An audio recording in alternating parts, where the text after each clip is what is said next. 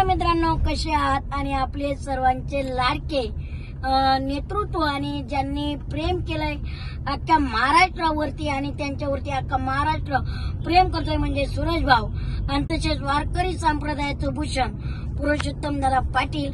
आणि आज आमचा एकंदरीत प्रवास चालू आहे. बऱ्याच दिवसांनी आम्ही एकत्र आलेलो आहेत. बघूया आता काय म्हणतायत दादा, काय नाही.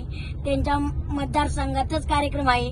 जेवणाची वगैरे खास सोय केलेली आहे. हात काढलेला आहे. बरं दादा, काय म्हणताय? लय दिवसांनी भेट झालेली आहे. रामकृष्ण हरी, जय शिवराय. आज आम्ही आणि या बघा आमचा लाडका भाऊ सूरज चव्हाण. दादांना फोन आलेला आहे. बाई काय चाललंय, काय म्हणतोय? घनश्याम बरं चाललंय, तुझं काय चाललंय? माझं एकदम बरं चाललंय. काळजी घेतो ना आईची?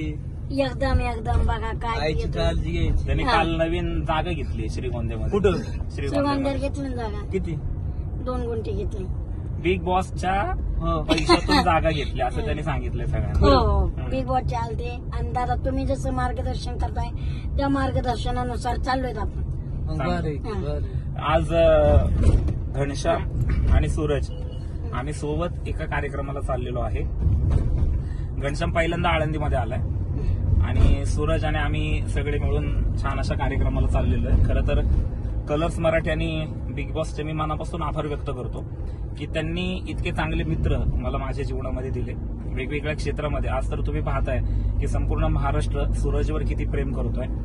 अतिशय निर्मळ मनाचा आणि अतिशय देवावर विश्वास असणारं व्यक्तिमत्व म्हणजे सूरज आहे. आणि त्याचप्रमाणे ज्याच्याकडे अतिशय हजरजबाबीपणा आहे आणि महाराष्ट्राचा छोटा पुढारी म्हणून ज्याची ओळख संपूर्ण महाराष्ट्रामध्ये आहे. आणि आपल्या हजरजबाबीपणामुळे आणि आपल्या विशेष करून शब्द बदलण्यामुळे नाही तो संपूर्ण महाराष्ट्राला परिचित आहे. पण तुम्ही सगळे त्याच्यावर प्रेम करत आहात. मनापासून असं आमच्या सगळ्यांवर प्रेम करत राहा. रामकृष्ण हरी, जय शिवराय. नक्कीच जय शिवराय मित्रांनो, जय शंभूराजे. तुम्ही आमच्यावरती, सूरज भाऊवरती, दादांवरती प्रेम करतायत.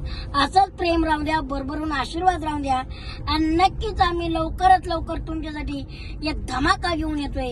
एकंदरीत इलेक्शन चालू होतं, सगळेच म्हणायचे सूरज भाऊला तुम्ही कधी भेटणार आहेत, काय सूरज भाऊच्या वहिनीचं काय नियोजन आहे. तर आम्ही नक्कीच आता सूरज भाऊचं वहिनीचं नियोजन करायचंय. काय सूरज भाऊ, वहिनी आणायची का नाही? लगेच नाही, आधी महत्वाचं करिअर आहे. करिअर महत्वाचं आहे. आणि आमचे दादा पुरुषोत्तम दादा मोबाईल मध्ये सध्या बिजी आहेत.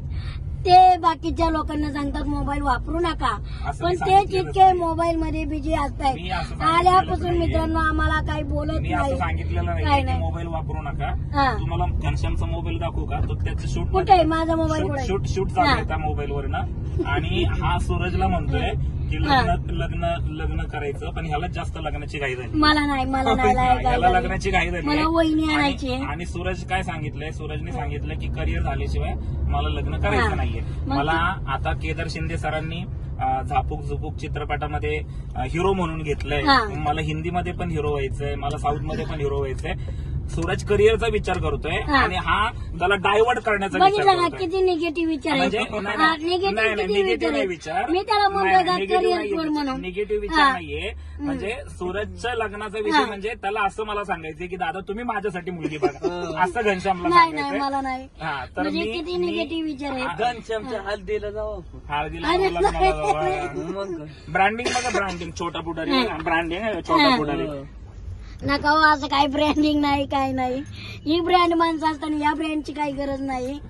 आणि पण मी बिग बॉसच्या घरात शब्द दिलता आणि सूरज भाऊचा सिनेमा बी येतोय आता केदार शिंदे सरांबरोबर झापूक झुपूक.